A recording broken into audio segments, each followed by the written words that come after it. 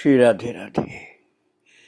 भक्तों, जो ठाकुर जी की प्रकृति की शोभा होती है, अर्थात सुंदर भगवत धाम की जो शोभा होती है, यमुना मैया की शोभा है, उसका भी आकर्षण अद्भुत होता है। किंतु जिसने भगवान का ही प्रत्यक्ष दर्शन प्राप्त कर लिया, उसके सम्मुख और कुछ नहीं टिक पाता है। आप कल श्रवण कर रहे थे, अर्थात पिछले भाग में, कि एक गोपी है जो बाहर से आई है, अपनी बहन की ससुराल में, अर्थात ब्रज में आई है बाहर से। उसका नाम है चंपा, और वो अपनी बहन पाटला की ससुराल में आई है ब्रज में। वो जब देखो यमुना जी के किनारे दर्शन करती रहती है सुंदर छवि का, तो अपनी बहन से कहती है कि क्या आपको अच्छा नहीं लगता? तो वो कहती है कि अच्छा तो बहुत लगता है, पर जिसको स्वर्ण नहीं मिला हो उसी का मन पीतल की ओर ज्यादा जाता है। एक बार स्वर्ण की शोभा देख लो तो पीतल में शोभा उतनी नहीं दिखती है। आखिर में उसने पूछा कि वो स्वर्ण क्या है, तो उसने बताया, उसकी बहन ने, कि वो स्वर्ण है ब्रजराज कुमार। कृष्ण का दर्शन तुम करोगे तब पता चलेगा कि यमुना मैया और उनकी शोभा जो है कन्हैया के सामने नहीं टिक पाती है। कन्हैया की शोभा सर्वाधिक है। वो जल्दी मानने को तैयार नहीं थी, लेकिन पीछे से आकर के कृष्ण ने उसकी आंखें बंद कर दी, और जब स्वयं प्रभु अपने परम दिव्य मुखारविंद से अतिशय दिव्य वाणी में पूछा है उसका नाम, तो बोल ही नहीं पा रही थी वो। उसकी आंखों से प्रेम के आंसू गिर रहे थे, और बस कृष्ण की छवि, कृष्ण की वाणी, कृष्ण का स्पर्श इतना ज्यादा उसको आनंदित कर दिया कि अब उसकी आवाज बंद हो गई। जीवा होते हुए भी कुछ भी शब्द नहीं निकल पा रहा था। और जब प्रभु चले गए हैं तब बहुत देर तक वो मूर्छित सी पड़ी रही। अंत में जैसे तैसे उठ बैठी और कहने लगी, ये मुझको क्या हो गया? ये कौन था? ये जो बिन बुलाए पाहुने सा आ करके बरियाई मेरे हृदय में, आंखों में चुभ गया। अरे मेरी आंखों में घुस गया वो तो। ये कौन था? क्या नाम है? कहाँ रहता है? कुछ भी तो नहीं जानती मैंने उसका क्या बिगाड़ा था? क्यों आकर के उसने मेरा संसार उजाड़ दिया? अब मैं क्या करूं? कहाँ जाऊं? किससे कहूं? ये दारुण दाह कैसे मिटे? वो कहती है चंपा कि मैं पुनः पछाड़ खाकर भूमि पर गिरी। जब सचेत हुई तो घर में शैया पर लेटी थी, और जीजी जो है विपुला, जीजी से कह रही थी, मुझे तो लगता है चंपा को कोई भूत भूत नहीं लगा है। जो रोग ब्रज में सबको लगा है वही रोग चंपा को भी लग गया। आई थी तो बहन की से मिलने ससुराल में बहन के, लेकिन कन्हैया के इसके ऊपर भी चमत्कार की जादू चल पड़ी। और विपुला आश्चर्य से बोली, क्या कहती हो बहन? मेरा मन तो यही कहता है सखी, इसने कहीं न कहीं श्याम सुंदर को देख लिया है। अभी ज्ञात हो जाएगा। मंगल लला गए हैं बुलाने, कहते हुए जीजी हंस दी। और श्याम सुंदर, आह कैसा मीठा नाम है, सचमुच श्याम सुंदर ही तो थे। उनकी श्यामता में भी इतनी मधुरता। प्राण आप ही आप आवृत्ति करने लगे, श्याम सुंदर, श्याम सुंदर। और यमुना तट का भूत मेरे बस का नहीं है। और वो तो बिल्कुल एकाग्र चित्ती वृत्ति से केवल कृष्ण को ही याद कर रही। मंगल जो उसका देवर था, उसकी बहन का, वो बोल रहा है,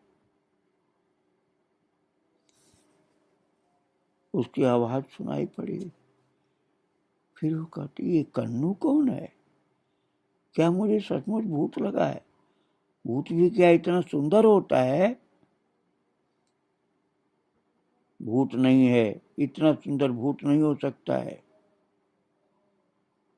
कौन जाने, इस सुंदर भूमि का सब कुछ सुंदर है तो भूत भी सुंदर होते होंगे। अरे लाला, हूँ तो बलिहार, तनिक बाबा से जाए के कहो ना, श्याम सुंदर तो आते नहीं, महर्षि सांडिल्य को बुला लें। जीजी ने अपने देवर से कहा, अर्थात चंपा की बड़ी बहन ने अपने देवर से कहा, सांडिल्य को बुला लें, इसको क्या हो गया? मैं कन्नू, पूर्णिमासी, सांडिल्य, श्याम सुंदर इन नामों में उलझी रही। अरे बहन, विपुला बोली, तेरी सास से कह जा करके भगवती पूर्णिमासु को ले आए, वही निदान करेंगी। महर्षि को बुला करके बोला, छोरी का रोग कैसे बताएगी? तो वात्सल्य स्निग्ध स्वर कानों में सुनाई पड़ा, क्या हुआ बेटी? तो मैंने नेत्र उघाड़े तो श्वेत वस्त्रों में लिपटी गौर देह और कटी तक लटकने वाले श्वेत केश नेत्रों से झरता हुआ वात्सल्य, सौम्यता, पवित्रता और सात्विकता ने सम्मिलित होकर के जैसे नारी देह धारण किया हो, वे समीप में आई हैं। तो मैं उठ बैठी। पूर्णिमासी माता आई है ना, तो वो बोली, नहीं नहीं, ना, सोई रहे बेटी, सोई रहे। और उन्होंने मेरे प्रणाम करने पर सिर पर हाथ रख दिया और आशीर्वाद दिया और शैया के समीप रखी चौकी पर बैठ गई। और चंपा की जीजी की जो सास है वो कहने लगी पूर्णमासी माता से कि न जाने इसे क्या हुआ है माता, लल्ली को जमुना पुलिन और कुंजन को देख वे भावे, नित्य सूर्यास्त होने पर ही घर लौटती है, किंतु आज जब विलंब हुआ तो लल्ला ढूंढने गया, ये जमुना तट पर अचेत पड़ी थी, वहां से उठा करके लाया है, रह रह करके बड़बड़ा रही है। कभी कहती जमुना में आग लगी है, कभी कहती मैं जल रही हूं, किसी को पहचानती नहीं, ऐसी बातें करती हैं जिसका कोई अर्थ नहीं।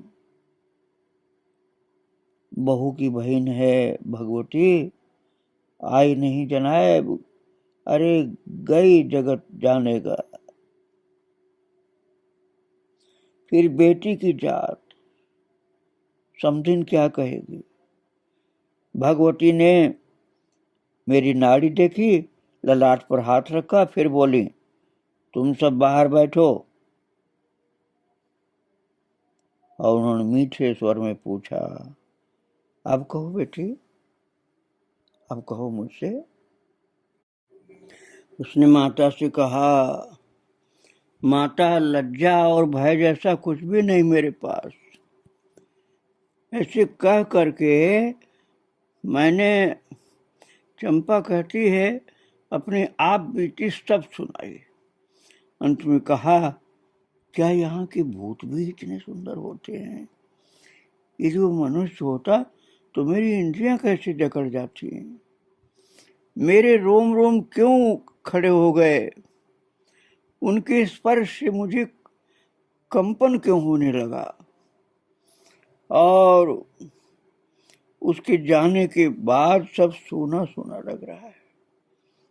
मुझे उनका नाम धाम कुछ भी तो ज्ञात नहीं है। यदि आप एक बार पुनः उसे दिखा दें, एक बार दिखा दें। कठिन संयम रखने पर भी आंखें बरसने लगी, आंखों से आंसू की बूंद लुढ़कने लगे, और यही निकल रहा था, एक बार और दिखा दो। और बड़ी भाग्यशालिनी है वत्से तू, पूर्णमासी पुरोहितानी बोली, बड़ी भाग्यशालिनी है तू। ऐसा भूत बड़े भाग्य से ही लगा करता है। और भगवती की बात सुनकर के मैं चिढ़ गई, भूल गई कि ब्रज में उनका सम्मान और श्रद्धा काशी की माता अन्नपूर्णा से तनिक भी कम नहीं है। क्या कहती मैं माता, क्या कहती हैं आप? मैं तो संपूर्णतः लुट गई और आप कहती हैं कि भाग्यशालिनी हूं। उन्होंने कहा, हाँ बेटी।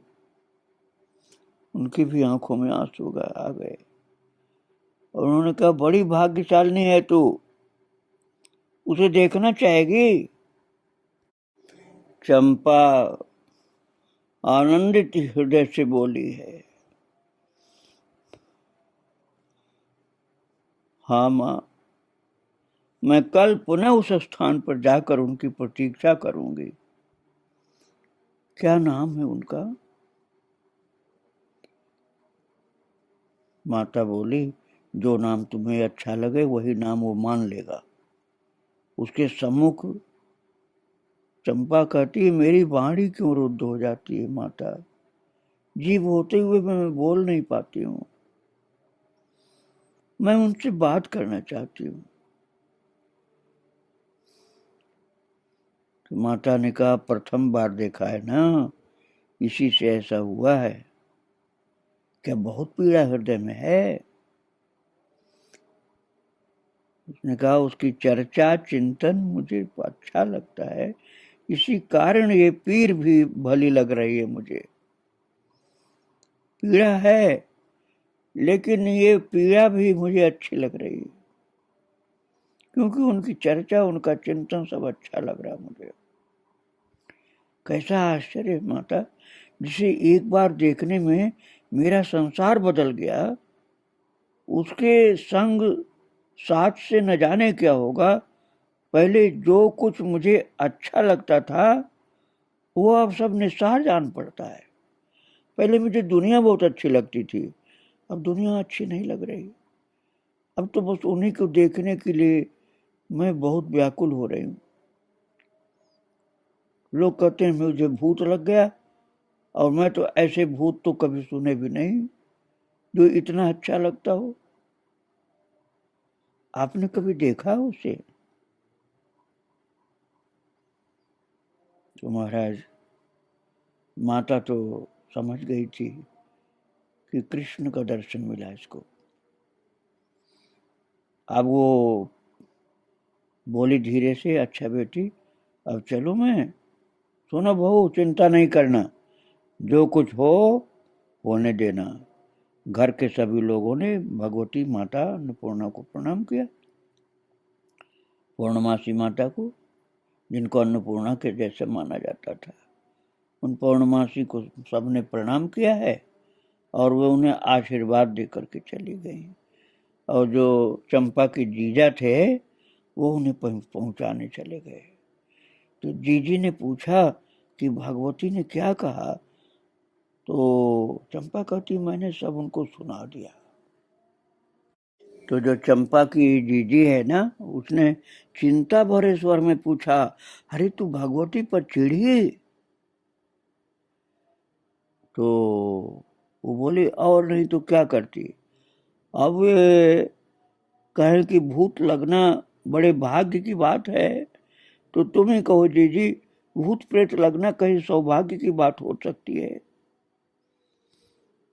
उसने कहा मैंने सुना है चंपा कि भूत की छाया नहीं पड़ती, उसके पांव धरती को स्पर्श नहीं करते। तूने उसकी छाया देखी अथवा उसके भूमि का स्पर्श करते देखा? तो भक्तो चंपा बोली, भूत भूत तो तुम ही सब लोग कह रहे हो, मैंने तो उसे मनुष्य ही जाना माना था। अब अवश्य सोच रही हूँ कि मनुष्य ऐसा कैसे हो सकता है, किंतु भूत भी कैसे हो सकता है? क्यों जीजी, भला भूत के लिए भी किसी के प्राण इतने व्याकुल हो सकते हैं? तो मैं क्या जानूं बहन, मुझे इतना समय कहाँ है कि निश्चिंत होकर पेड़ पौधे निरखूं और कोई प्रेत आकर के मुझसे बतियावे। मुझे लगा जीजी ताना दे रही हैं। बात भी सच है, न मैं जमुना तट जाती न ये रोग लगता। मेरे कारण बेचारे पूरे घर के लोग चिंता में पड़ गए हैं। किंतु आहा, कितना सुंदर रूप की चराचर उसके सम्मुख कुछ नहीं लगता है। नयन भर के देख पाऊं उसके पूर्व ही वो उठ करके चल पड़ा। देखा तो सही लेकिन मन भरा नहीं। हाय, जीभ भी नहीं खुली मेरी। समझ नहीं पाती प्रथम बार देखने से ही वो इतना अपना कैसे लगने लगा। प्राण देह की कारा तज करके उसके समीप भाग जाना चाहते हैं। वाणी की मिठास कैसी लगी जाए, कैसी लगी वाणी की मिठास।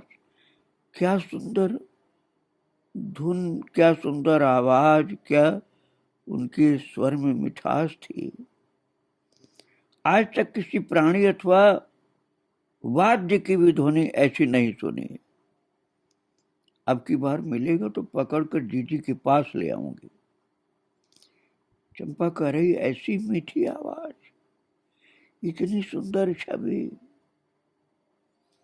मैं तो बोल ही नहीं पाई कुछ। और मिल जाएगा फिर से तो उसको ले आऊंगी अपनी जीजी के पास। और चंपा कहती, मैं जीजी को दिखा कर कहूंगी, देख तेरे ब्रजराज कुमार, उसके पांव की धूल भी नहीं है। पता नहीं कैसे हैं तेरे ब्रजराज कुमार, मुझे तो इतना अच्छा लगा कि मैं सब कुछ भूल गई हूं। मैं उसे अपना सखा बना लूंगी, साथ साथ खेलना, खाना, गाना और प्रकृति दर्शन करना। किंतु नहीं, उसे देखने के पश्चात अन्य कुछ देखना अच्छा नहीं लगता है। कहीं पुनः जिह्वा और हाथ पैर जड़ हो गए तो? पर भगवती कह रही थी कि ऐसा प्रथम दर्शन के कारण हुआ, अब नहीं होगा। वो मुझसे रूठ गया है ना, जो फिर से नहीं आया। हे भगवान, और कुछ हो, हे भगवान, और चाहे जो कुछ हो, पर यह न हो वो मुझसे रूठे नहीं। मैं उसके बिना जी नहीं सकती हूँ। जगत सुना हुआ, और अब तुम भी त्याग दोगे तो भाग्यहीना चंपा फिर क्या करेगी, कैसी जिएगी? दुनिया तो मेरे मन से हट गई, लेकिन तुम नहीं हट सकते हो मेरे मन से। मैं किसके आश्रय से जीऊंगी यदि तुम भी मुझे त्याग दोगे तो? हृदय में जो मरोड़ उठी तो लगा बिछौने पर अंगारे बिछे हैं। और मैं उठ खड़ी हुई, घर के सब लोग सोए पड़े हैं। मुझे स्मरण नहीं कब दरवाजा खुला। कब मैं उस पथ पर चल पड़ी कि ठीक उसी स्थान पर पहुंचकर मुझे ध्यान आया, ओ ये मैंने क्या किया। रात ढल गई है, कुछ ही समय में जागकर सब लोग मुझे ढूंढेंगे और जीजी का मन संताप बढ़ जाएगा। वो खोजेंगे कि कहाँ चली गई चंपा। किंतु मैं भी क्या करूं, घर में मुझसे ठहरा ही नहीं जा रहा है, जी घुटता है। और मैं उसी स्थान पर पहुंच करके औंधे मुंह गिर पड़ी और बोलने लगी, तुम कौन हो, कहाँ हो, आ करके मुझे धैर्य बधाओ। मुझसे क्या अपराध बन पड़ा, क्यों मेरी ऐसी दशा बनाई है। चंपा कहने लगी कि मैं तो आई थी जीजी की प्रसन्नता के लिए, ब्रज में नहीं तो मैं क्यों आती। मैं तो अपनी जीजी अर्थात बहन की प्रसन्नता के लिए आई थी, और मैं यहाँ आकर के उसके दुख का कारण बन गई। अब मेरा क्या होगा, मैं तो किसी काम की नहीं रही। तुम चाहे जो हो लेकिन आ जाओ, मैं तुम्हारे हाथ जोड़ूं, पांव पड़ूं, मुझे स्वस्थ कर दो। अंतर चीख रहा था मेरा और आंखें बरसती रहीं। न जाने कब भोर हो गया। हठात कहीं से बंसी की धुन सुनाई पड़ी, जैसे कर्णकोरों में अमृत सिंचन हो गया, और मैं भूल गई उस मनमथ को जिसके बिना क्षण क्षण भारी था मेरा, जिसके बिना मैं जी नहीं सकती थी। उसे देख करके जो दशा हुई, वही वंशी रव सुन करके भी हो गई है। प्राण आनंद से अचेत से होकर के कानों में जा बसे हैं बंसी की धुन के साथ। न जाने वह ध्वनि कब रुकी, मुझे कुछ ध्यान आया तो मन ग्लानि से छटपटाने लगा। हाय, ये भागे प्राण क्या क्या चाहते हैं। आप विधाता, तूने दो आंख दो कान देकर के क्यों जन्म दिया, ऐसा मन ही क्यों दिया जो कभी रूप पर और कभी राग पर न्यौछावर हो जाए। और कल का रोग मिटा नहीं और ये नया रोग और आ गया। नारी तन पाकर के भला ऐसी मनस्थिति, ऐसी जिंदगी कैसी हो गई मेरी। और चंपा घर में नहीं है। मैंने उठते ही कहा तो चौंक पड़े, कहाँ गई। यमुना तट गई होगी, कहीं जल में न कूद पड़े। कल भगवती ने कुछ कहा तुमसे, चिंतित होकर के पूछा। चिंता जैसी कोई बात नहीं, यही कहा है सबसे कि चिंता मत करो। अब भक्तों, जो चंपा की जीजी का पति है, वो कह रहा है कि मैं जाऊं एक बार और भगवती पौर्णमासी के पास, न जाने क्या हुआ छोरी को, मैया को क्या मुंह दिखाऊंगी मैं। और मैया कुछ भूत भूत की बात कह रही थी, तुम समझते क्यों नहीं, भूत कहाँ से आएंगे ब्रज में। अरे अब तक तो कभी देखा सुना नहीं किसी भूत को, लगते कोई रोग हो गया होगा बेटी को, कोई रोग तो नहीं हो गया। माता पौर्णमासी के स्पर्श से ही सब रोग दोष भाग जाते हैं, किंतु ठहरा हमारा भाग्य, उन्होंने भी कुछ नहीं किया। सुना है कन्हई के स्पर्श से भूत या कोई भी रोग हो सब भाग जाते हैं, कुछ नहीं ठहरते हैं। और मंगल लला आ गए। कन्हई बोले, यमुना तट को भूत मेरे बस के नाए, न हो तुम महर्षि चांडिल्य के समीप जाओ। अच्छा, जयंत की बात सुन करके महर्षि मुस्कुराए। बेटा, चिंता जैसी कोई बात नहीं, न तो चंपा को भूत लगा है और न कोई रोग। उसने कोई अचिंत्य, अतर्क, अनिर्वचनीय और अपरूप वस्तु देख ली है। इससे चित्त भ्रमित हो गया उसको। ऐसी क्या वस्तु हो सकती महाराज? हमारे ब्रज में ऐसी क्या वस्तु हो सकती है? वो तो भगवती को बता रही थी कि कोई छोरा ने उसकी आंखें मूंद ली थी। कहीं हमारा कन्हैया तो नहीं महाराज? उसकी बहन चिंता से सूख रही है महाराज कि कहीं यमुना में न कूद जाए। यमुना में कूदे कि उसका रक्षक उसको संभाल लेगा, चिंता मत कर। हम तुम कुछ नहीं कर सकते, फिर भी जीवन हानि नहीं होगी, ये दायित्व तो मेरा है महाराज। अब वो क्या ऐसी बनी रहेगी? तो उन्होंने कहा, महर्षि ने, कि ऐसा भाग्य किसका है कि ऐसा बना रहे। महर्षि अपने आप से कह रहे थे, कौन कह सकता है कि यह अवस्था जीवन भर बनी रहेगी? किंतु ये करुणा वर्ण वाले हैं, उनके अतिरिक्त कौन है जो जीव को सहज अपना ले, फिर अपना करके त्यागना उन्हें आता ही नहीं है। भक्तों, इस प्रकार से महर्षि शांडिल्य जी के द्वारा यह भेद खुल पाया कि कन्हैया ने ही उसकी आंख बंद की थी, चंपा की। कन्हैया ने ही बांसुरी की आवाज सुना दी।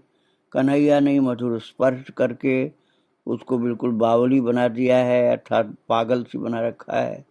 वो प्रेम के नशा में धूत रहती है। प्रेम का नशा उसके ऊपर इतना हावी हो गया है कि अब उसको संसार सब आसार लगता है।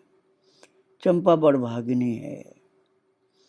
चंपा के साथ और क्या क्या होता है भक्तों, वो आगे मैं फिर आपको सुनाऊंगा। जिसके ऊपर कृष्ण की विशेष कृपा हो गई, वो महान गोपी है चंपा।